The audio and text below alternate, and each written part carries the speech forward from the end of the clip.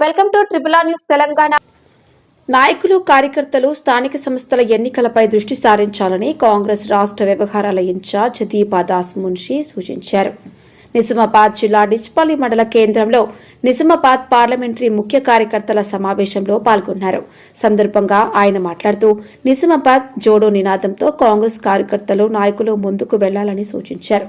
వేదిక మీద ఉన్న కింద ఉన్న మనమంతా ఒక్కటేనని కార్యకర్తలను ఉద్దేశించి అన్నారు. బీజేపీ బీఆర్ఎస్ మునుపు శత్రువులని, మనలో మనం కాదన్నారు. జిల్లా ఇన్ఛార్జ్ మంత్రి జూపాలి కృష్ణారావు మాట్లాడుతూ 10 ఏళ్లలో బీఆర్ఎస్ ప్రభుత్వం రాష్ట్రాన్ని అప్పుల కుప్పగా చేసిందన్నారు. కాంగ్రెస్ లో కష్టపడ్డ ప్రతి కార్యకర్తకు పదవులు వస్తాయన్నారు. మేం మంత్రి పదవుల్లో ఉండటానికి కారణం కార్యకర్తల కృషి అన్నారు. పీసీసీ అధ్యక్షుడు బొమ్మ మహేష్ కుమార్ గౌడ్ మాట్లాడుతూ రైతు భరోసా అర్హులైన రైతులకే ఇస్తామని స్పష్టం చేశారు. బీఆర్ఎస్ ప్రభుత్వం 10 ఏళ్లలో చేయలేనిది కాంగ్రెస్ ప్రభుత్వం ఏడాదిలో చేసి చూపిస్తుందని, కానీ చేసిన అభివృద్ధిని చెప్పుకోలేకపోతున్నామన్నారు. మంత్రులతో మాట్లాడి 2 లక్షల వరకు రుణమాఫీ చేసేందుకు కృషి చేస్తామన్నారు. కార్యక్రమంలో రాష్ట్ర ప్రభుత్వ సలహాదారు షబ్బీర్ అలీ, ఏఐసీసీ కార్యదర్శి వేణుగోపాల్, ఎమ్మెల్సీ జీవన్ రెడ్డి, ఎమ్మెల్యేలు సుదర్శన్ రెడ్డి, భూపత్ రెడ్డి, డాక్టర్ సంజయ్ కుమార్, లక్ష్మణ్, ఆయా కార్పొరేషన్ల చైర్మన్లు ఈరవత్రి అనిల్, అన్వేష్ రెడ్డి, తాహిబిన్ హమ్దాన్, కాంగ్రెస్ ఆర్మూర్ బాల్కొండ ఇన్ఛార్జీలు సునీల్ రెడ్డి, వినయ్ రెడ్డి, నాయకులు నగేష్ రెడ్డి తదితరులు పాల్గొన్నారు.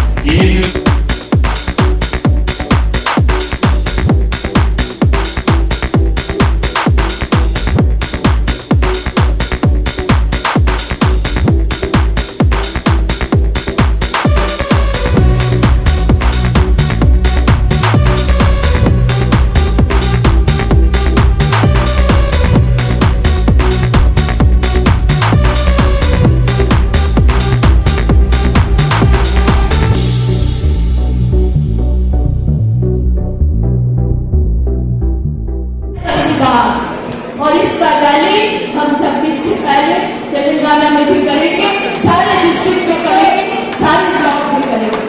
कहीं पदयात्रा होगा, कहीं मीटिंग होगी, लेकिन जो बात राहुल जी कहते हैं वो गौर से सुनना चाहिए और समझना चाहिए. राहुल जी बोल रहे हैं कास्ट सेंसस, जातिगत समानता. हमारे देश में एससी है, दलित है, आदिवासी है, पिछड़ा वर्ग के लोग हैं, माइनॉरिटीज है, सब समान है. राहुल जी का ये कहना है जो पिछड़ा वर्ग का लोग है उनको हम एम्पावर करेंगे और आगे लाएंगे. समाज में तभी सुधार होगा. जो इंदिरा गांधी आवाज उठाई कि गरीबी हटाओ, उस गरीबी तभी दूर होगी अगर सारे कास्ट के लोग एम्पावर होंगे.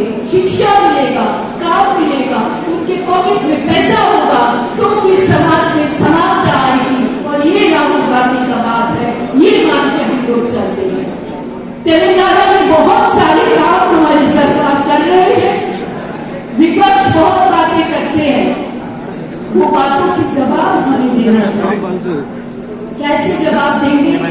हमारे अध्यक्ष बैठे हैं, हमारे लीडर बैठे हैं, वो लोग आप लोगों को सिखाएंगे, बोलेंगे, जो बात बोलेंगे वो आप आगे रखिए. लेकिन एक बात मैं कहना चाहती हूँ, कांग्रेस को मजबूत कीजिए. निजामाबाद जिला से ये शुरुआत कीजिए, क्योंकि अब हमारे कांग्रेस का तेलंगाना के अध्यक्ष निजामाबाद जिला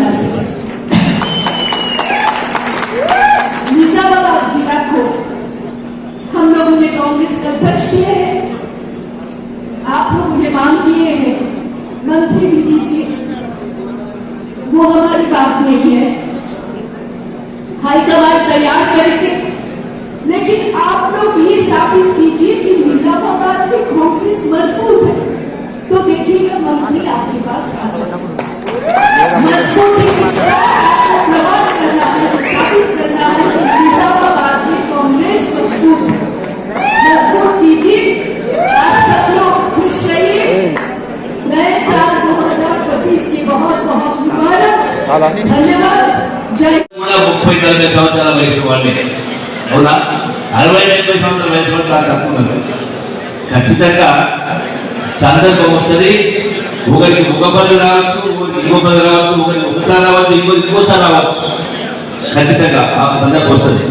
రెండవది, ఈరోజు 10 సంవత్సరాలు నానా ఇబ్బందులు పడ్డారు. సరే, కొన్ని నియోజకవర్గాల్లో కాంగ్రెస్ పార్టీ గెలిచింది, కొన్ని నియోజకవర్గాల్లో బీజేపీ గవర్నమెంట్. అయినా కూడా నిజంగా ఏ పట్టుదలతోటి కాంగ్రెస్ పార్టీ అధికారం తీసుకొచ్చిండ్రో అదే పట్టుదలతోటి రేపు రాబోయే స్థానిక సంస్థ ఎన్నికల్లో, ఎందుకంటే మిమ్మల్ని కూడా మీకు కూడా పదవులు తేవాల్సిన పదవులు మా పైన ఉంది.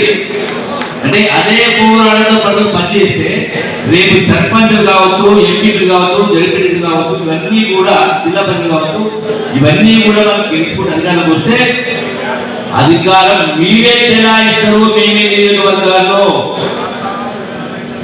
అవునా కాదా? చెప్పండి. ఓట్లాడి నమ్మకమా? ఒకటి కాదు, రెండు కాదు. అది రైతుల విషయంలో కానీ, ఉద్యోగాల విషయంలో కానీ, శాంతి భద్రతలు కానీ, సంక్షేమం కానీ, అభివృద్ధి కానీ, అన్నింటిలో కూడా 10 ఏళ్ళు ఎంత చేశారో అంతగా మిన్నగా మనం చేశాం. కానీ కారణం అక్కడక్కడ కొంత నిరాశ. మా సభ్యులు గారు చెప్పినట్టుగా కార్యకర్తల్లో కొంత నిరాశ అన్నమాట వాస్తవం. పదవులో మీదే ఉన్నారు. మా పరిస్థితి ఏంటంటే రేపు జరగబోయే పండుగ మీది, స్థానిక సమరం మీది, రాష్ట్ర స్థాయి కార్పొరేషన్ బోర్డులో చైర్మన్లు, డైరెక్టర్లు మీరే అవుతారు. 35 ఏళ్ళు పట్టింది నాకు రాష్ట్ర అధ్యక్షుడు అవ్వడానికి. ఓపిక పడితే అందరికీ ఎవరికి దక్కాల్సిన ఫలాలు వారికి దక్కుతాయి. నేను ఇప్పుడు శాసనసభలోకి ఇన్ఛార్జీని చెప్తా ఉన్నా. చాలా చోట్ల మనం గెలిచాము, చాలా చోట్ల గెలిచి ఓడాము.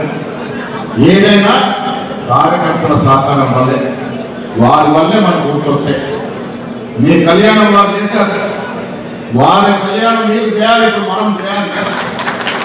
చెప్తున్నారా? రేపు జరగబోయే స్థానిక సంస్థ ఎన్నికలు జెడ్పీటీసీ కావచ్చు, ఎంపీటీసీ కావచ్చు, ఎంపీటీ కావచ్చు, కార్పొరేటర్ కావచ్చు, కౌన్సిలర్ కావచ్చు, అన్నింటిగా కూడా మీకు వెంట దండగా ఉండి గెలిపించుకునే బాధ్యత మాది. ఒక ఇన్ఛార్జ్లది, ఇన్ఛార్జ్తో పాటు స్థానిక నాయకులు. మీకు ఒక పెద్ద బాధ్యత. అది బాధ్యతే కానీ మీరు సర్వం కాదని కూడా మీరు గుర్తుపెట్టుకోవాలి. మీరు సర్వం ఎప్పుడవుతారు? స్థానికంగా ఉన్న నాయకులందరినీ కలవాలి. కాంగ్రెస్ పార్టీ ఏ ఒక్కరి మీద నడవదు, ఏ ఒక్కరి అజమాయిషీలో ఉండదు. అది నియోజకవర్గమైనా, రాష్ట్రమైనా, ఏఐసిసి అయినా కలయికల వల్లే కాంగ్రెస్, కలిసి ఉంటేనే కాంగ్రెస్. కలిసి మండల జిల్లా కార్యాలయం అందరూ కూడా ఇక్కడ ఉన్నారు కాబట్టి, సింగిల్ కూడా చైర్మన్ అందరూ ఇక్కడ ఉన్నారు కాబట్టి, మీకు అందరూ కూడా నేను కోరుకునేది ఒకటే. మీరు కాంగ్రెస్ పార్టీ గత 13 నెలల్లో చేసినటువంటి పనులు ఏదైతే ఉందో ఇవన్నీ కూడా మనం ప్రజల దగ్గర తీసుకుపోవాల్సిన అవసరం ఉంది. గతంలో 10 సంవత్సరాలు ఏమో చెప్పి ప్రజలను మోసం చేసి మరి ఏమీ చేయక ప్రజలు తిరస్కరించి ఇంట్లో మోసమని చెప్తే ఇవాళ ఇంకా ప్రతిపక్ష విషయాల్లో మాట్లాడుతూ ఉన్నాయి కాబట్టి వాళ్ళను తిప్పికొట్టాల్సిన అవసరం మన మీద ఉంది. ప్రభుత్వం చేసిన పనులన్నీ కూడా చెప్పాల్సిన అవసరం ఉంది. 200 యూనిట్ల కరెంటు కాబట్టి మరి ఆర్టీసీ ఉచిత ప్రయాణమే కావచ్చు, మరి అదేవిధంగా మనకు వీళ్ళకి 500 రూపాయలు సిలిండరే కావచ్చు, రైతులకు బోనసే కావచ్చు, రైతులకు రుణమాఫీ కావచ్చు, రాబోయే కాలంలో మనం ఇవ్వబోయే ఇంద్రమ్మ ఇండ్లే కావచ్చు, అదేవిధంగా సన్న బియ్యం కావచ్చు, మరి ఇంకా ఏ కార్యక్రమం అయినా కానీ మరి వైట్ రేషన్ కార్డ్స్ కావచ్చు, ఏదైనా కానీ ఈ 13 జిల్లాల్లో ప్రభుత్వం చేసినటువంటి పనులను మనం ప్రజల దగ్గరికి తీసుకుపోవాల్సిన బాధ్యత మీ మీదనే ఉన్నది. సరే, కొన్ని అవగాహన జరిగినట్టు అనుకున్న స్థాయిలో ముఖ్యంగా రుణమాఫీలో కొంతమంది అంత అసంతృప్తిగా ఉన్నటువంటి మాట వాస్తవాన్ని ఇక్కడ ప్రజలందరూ గమనించండి. ఎందుకంటే నిజామాబాద్ జిల్లా అండ్ నిజామాబాద్ పార్లమెంట్ అంటేనే ఇది రైతుల జిల్లా. ఇక్కడ రైతులు చాలా ప్రోగ్రెసివ్ రైతులు ఉంటారు. మరి మీకు అందరూ కూడా తెలుసు, మన వర్షాకాలంలో నిజామాబాద్ జిల్లాకి టాప్ ఉంది వరి పంటలు. మొత్తం మనకు వచ్చిన బోనస్ కూడా మన జిల్లాకే, 33 జిల్లాలలో మన జిల్లాకే వచ్చింది బోనస్ కూడా. కాబట్టి నిజామాబాద్ జిల్లా రైతుల యొక్క ఆలోచనను మీరు తప్పకుండా ప్రభుత్వం దృష్టికి తీసుకెళ్ళాలా. ఎందుకంటే అధ్యక్షుడు గారు ఉన్నారు, మాజీ మంత్రి గారు సురేష్ గారు ఉన్నారు, సుబ్రాజ్ గారు ఉన్నారు, జీవన్ రెడ్డి గారు ఉన్నారు, ఇక్కడ అందరూ కూడా ఇన్ఛార్జ్ మంత్రి గారు ఉన్నారు. కాబట్టి తప్పకుండా అదొక అంశం మాత్రం ఖచ్చితంగా పరిగణలోకి తీసుకోవాలని చెప్పి సందర్భంగా కోరుతా ఉన్నారు. అదేవిధంగా ఇక్కడ మీకు ఇంకా మనకు కావాల్సింది ఇక్కడ ముఖ్య ఉద్దేశం ఏంటంటే మనకు ఇప్పుడు అసెంబ్లీ ఎన్నికలు అయిపోయింది, లోక్సభ ఎన్నికలు అయిపోయింది, జరగబోయేది స్థానిక సంస్థల ఎన్నికలు. అది జిల్లా పరిషత్ కావచ్చు, మండల పరిషత్ కావచ్చు, అదేవిధంగా గ్రామ పంచాయతీ కావచ్చు, మున్సిపాలిటీస్ కావచ్చు, మరి దాన్ని సింగిల్ విండోస్ కోఆపరేటివ్ సెక్టర్ కావచ్చు. దీనన్నింటిలో కూడా మనం గతంలో చేసినటువంటి విజయాలను మళ్ళీ మనం సాధించుకోవాల్సిన అవసరం ఉంది. ఈసారి మీరు పోయినసారి మేము నిలబడ్డాం, ఈసారి మీరు నిలబడబోతా ఉన్నారు. నేను మీ చేత ఎన్నుకోబడినటువంటి ఒక ప్రజాప్రతినిధిగా మీకు ఈ పత్రిక మీకు అందరూ నేను కోరుకునేది, ఎవరైనా మన పనికొస్తారనుకోండి ఇంకా వాళ్ళని జాయిన్ చేసుకుందాం. మీరు వాళ్ళదు వీళ్ళదు అని అనకండి. ఎందుకంటే వాళ్ళందరూ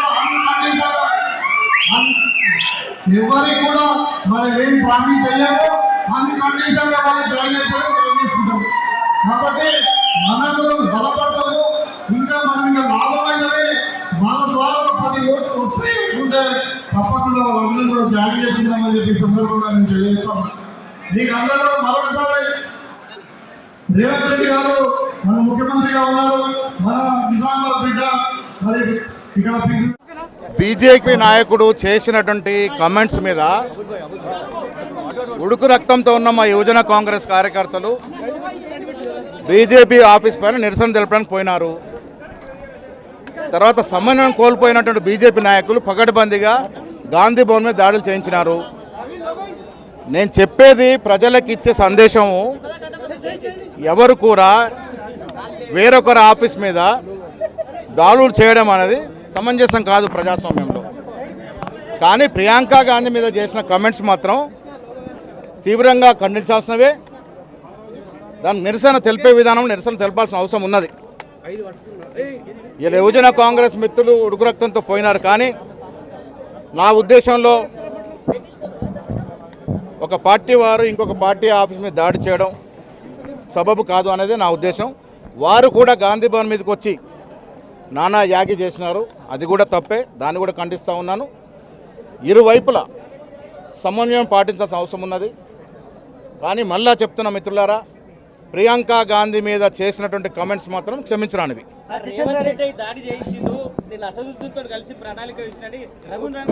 పిచ్చి రఘునందన్ రావు ఒక ప్రముఖ అడ్వకేటు ఏ రకంగా మాట్లాడుతున్నారు మీరు? యువజన కాంగ్రెస్ వారు బీజేపీ వైపు పోయినారని తెలియగానే ముఖ్యమంత్రి నాకు ఫోన్ చేసినారు. దీని వివరాలను తెలుసుకోవాల్సిందిగా ముఖ్యమంత్రి కానీ మేము కానీ పరిపూర్ణమైన ప్రజాస్వామ్యం నమ్ముకున్న వ్యక్తులం. ఏది వస్తే అది ఇష్టం వచ్చినట్టు మాట్లాడడం బీజేపీ నాయకులకు అలవాటు అయిపోయింది. ముఖ్యమంత్రి గారు నేను విరువురం కూడా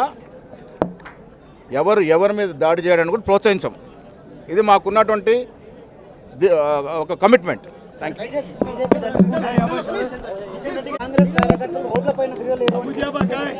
కిషన్ రెడ్డి గారి నాయకత్వం గట్టిగా ఉంటే సీట్లు గెలవాలి కదా. ఇక వారు మాట్లాడడానికి అర్థమేముంది? ఏదేమైనా ప్రజాస్వామ్యంలో సార్ కిషన్ రెడ్డి గారు మాట్లాడినా, మహేష్ గౌడ్ గారు మాట్లాడినా ఒక పద్ధతి ప్రకారం రాజకీయాలు చేసుకోవాలి. కిషన్ రెడ్డి గారికి కనీసం ఖండించాల్సిన అవసరం ఉంది కదా. ఇవాళ ప్రియాంక గాంధీ మీద ఒక బీజేపీ నాయకుడు, అందులో పార్లమెంటుకు పోటీ చేస్తున్న నాయకుడు ఆ రకంగా మాట్లాడితే కేంద్ర మంత్రిగా ఉన్న కిషన్ రెడ్డి గారు దాన్ని ఖండించాల్సినటువంటి బాధ్యత లేదా వారికి? యువజన కాంగ్రెస్ నాయకులు ఎందుకు క్రోధక్తులైనారు? వారు చేసిన కామెంట్స్ ఆ రకంగా ఉన్నాయి.